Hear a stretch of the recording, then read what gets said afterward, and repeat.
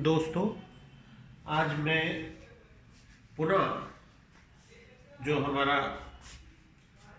राजस्व कोड है उसमें जो एक विनिमय की व्यवस्था है, एक्सचेंज, या इसको आप बहुत ही सरल शब्दों में कह सकते हैं अदला बदली, उसके बारे में मैं आपसे डिस्कस करूंगा। होता ये है कि जब आपके यहाँ चकबंदी हो जाती है तो जैसा आप जानते हैं, मैंने कई चकबंदी के वीडियो भी बनाए हैं जिसमें हर आदमी को अलग अलग चक दे दिया जाता है और कोशिश ये करी जाती है कि नए सिरे से मेड़े बनाई जाए और जो भूमि का एक जगह इकट्ठी करी जाए, यानी एक व्यक्ति को एक ही जगह दी जाए ज़मीन। तो इससे वो उसको खेती करने में भी आसानी होती है, उसमें वो अपना ट्यूबवेल लगाना चाहता है या कुछ करना चाहता है तो उसमें भी बहुत आसानी होती है। लेकिन इसके बावजूद कुछ दिनों बाद कुछ खरीद फरोख्त से या किसी और तरीके से थोड़ा थोड़ा ज़मीनों में फिर बिखराव आने लगता है। तो इसको ठीक करने के लिए जो हमारा नया राजस्व कोड है 2006 का, उसमें एक व्यवस्था अदला बदली या एक्सचेंज या उसको कहें कि विनिमय की व्यवस्था उसमें दी हुई है। मान लीजिए कि आपका चक एक जगह है और एक खेत आपका काफ़ी दूर है और उसी तरह से एक दूसरा व्यक्ति है जहाँ पर आपका खेत है वहाँ पर उसका चक बना हुआ है,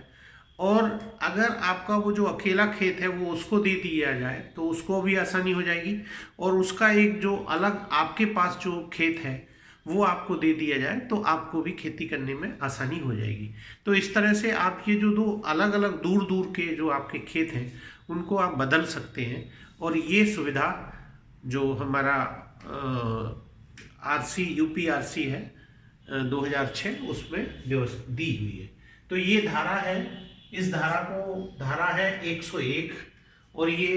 यूपी जेडए एंड एलआर एक्ट में एक धारा थी 161। तो इसमें जो 101 है उस धारा के सारे प्राविधान मैंने उस तरह से लिख रखे हैं। तो जैसे आपको अगर ये ऐसा करना है, किसी तरीके से आपको लगता है कि ये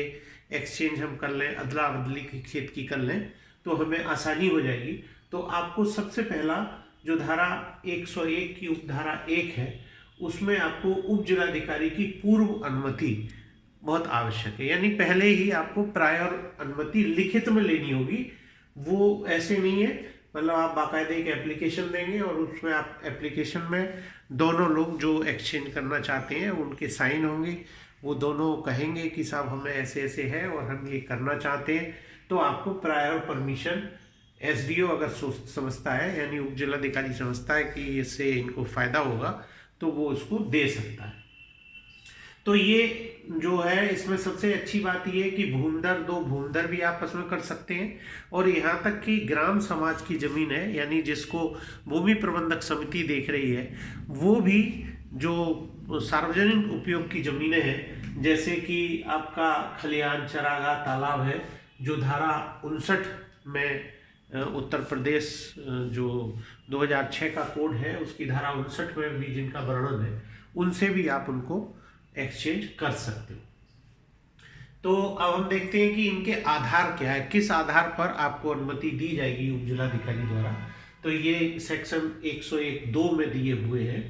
कि पहली बात तो ये है कि जो विनिमय है वो खेतों के एकत्रीकरण के लिए हो, यानी कंसोलिडेशन के लिए हो, और उसको जोतने बोने में भी आसानी हो जाएगी, यानी कल्टीवेशन के लिए भी, जोतने के लिए भी वो हो, तब आप उसको देगा। दूसरा, जो एक्सचेंज हो रहा है उनका मूल्यांकन किया जाएगा, और मूल्यांकन जिलाधिकारी द्वारा जो निर्धारित दर है उस पर किया जाएगा, और उस निर्धारित दर के में अगर मूल्यांकन में बिल्कुल बराबर है तब तो बहुत अच्छी बात है, लेकिन अगर मूल्यांकन में 10% से कम का अंतर है, यानी 10% हो या उससे कम का अंतर हो तो भी तभी जो है वो अनुमति दी जाएगी। उसके बाद जो दोनों जो गाटा संख्याएं जो चेंज करी जा रही हैं उनका जो क्षेत्रफल है उसमें भी 25% से कम का अंतर होना चाहिए क्षेत्रफल में, तो ये चीज़ें निकाली जाएंगी। उसके बाद में एक चीज ये भी देखनी है कि अगर जिस जमीन से आप अपनी जमीन बदलना चाहते हो, उस जमीन में से कोई अगर ग्राम समाज की जमीन से आप बदल रहे हैं, तो ग्राम समाज की जमीन ऐसी नहीं होनी चाहिए कि जो किसी पहले से ही किसी प्लानिंग के अंतर्गत आती है। जैसे मान लीजिए कि कोई जमीन ऐसी है जो चकबंदी के दौरान उसमें कोई स्कूल बनाने के लिए वो छोड़ी गई है, या फिर मान लीजिए चकबंदी के दौरान वो आबादी के लिए सुरक्षित जमीन कर दी गई है, हरिजन आबादी के लिए, तो ऐसी जमीनों से आप एक्सचेंज नहीं कर सकते। उसके बाद में एक चीज और भी है कि जो जमीनें जिनको आप एक्सचेंज कर रहे हैं वो एक ही राजस्व गांव की हो। अगर एक की नहीं है तो सटे हुए राजस्व गांव की हो, मतलब बहुत दूर की ना हो। एक तहसील का तो बिल्कुल पक्का वो है कि एक ही एसडीओ के जुरिस्डिक्शन में आनी चाहिए, तभी उनका एक्सचेंज होगा। उसके बाद में एक चीज और देखें कि जैसे अगर मान लीजिए आप 5 भाई हैं और पांचों का 1/5 हिस्सा है, तो आप अपने एक भाई अपने हिस्से से एक्सचेंज नहीं करेगा कि मैं अपना 1/5 हिस्सा इनको दे रहा हूँ, वो हिस्से का एक्सचेंज नहीं होगा। अगर एक्सचेंज होगा तो पहले बाकायदे बंटवारा होगा, जो आपको 116 और 117 में उप जिलाधिकारी के यहाँ बंटवारा कराना पड़ेगा, और बंटवारा कराने के बाद में जब आपका हिस्सा डिमार्केट हो जाएगा, वो बिल्कुल अलग हो जाएगा, नंबर भी उसका एक अलग बटा नंबर पड़ जाएगा, तभी वो एक्सचेंज हो सकता है, वैसे उसमें एक्सचेंज नहीं हो सकता।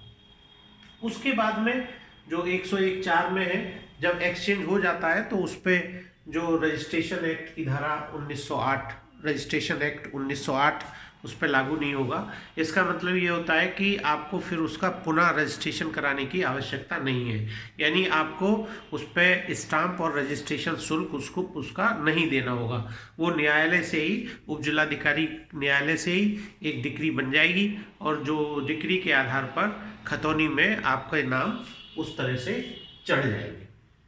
अब हम देखते हैं कि धारा 102 में ये दिया हुआ है कि विनिमय के परिणाम क्या होंगे, यानी उनके कंसीक्वेंसेस क्या होंगे। कंसीक्वेंस यही होगा कि खतौनी में अंकन हो जाएगा